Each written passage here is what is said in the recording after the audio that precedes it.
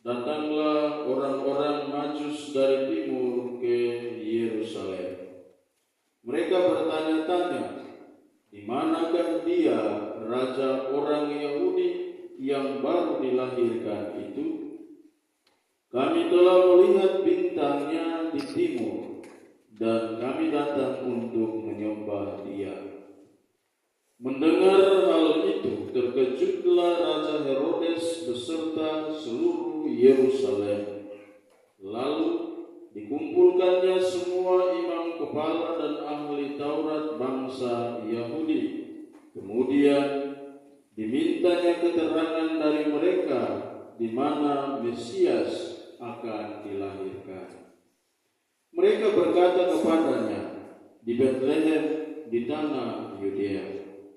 Karena demikianlah ada tertulis dalam kitab Nabi, dan engkau Betlehem di tanah Yehuda, engkau sekali-kali bukanlah yang terkecil di antara mereka yang memerintah Yehuda, karena dari engkaulah akan bangkit seorang pemimpin yang akan menggembalakan umatku Israel.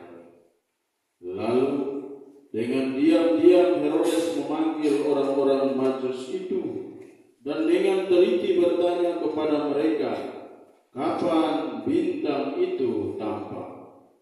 Kemudian ia menyuruh mereka ke Betlehem, katanya, pergi dan carilah anak itu dengan teliti, dan segera sesudah kamu menemukan dia, kabarkanlah kepadaku, supaya aku pun datang menyembah dia.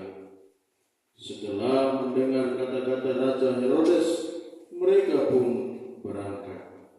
Lihatlah, bintang yang mereka lihat di timur itu mendahului mereka hingga tiba dan berhenti di atas tempat di mana anak itu berada. Ketika melihat bintang itu, mereka sangat bersukacita. Mereka masuk ke dalam rumah itu dan melihat anak itu bersama Maria dan ibunya. Lalu mereka sujud menyembah dia. Mereka pun membuka tempat harta bendanya dan mempersembahkan persembahan kepada anak itu, yaitu emas, dupa, dan mur. Kemudian karena diperingatkan dalam mimpi supaya jangan kembali kepada Herodes, mereka pun pulang ke negerinya melalui jalan lain.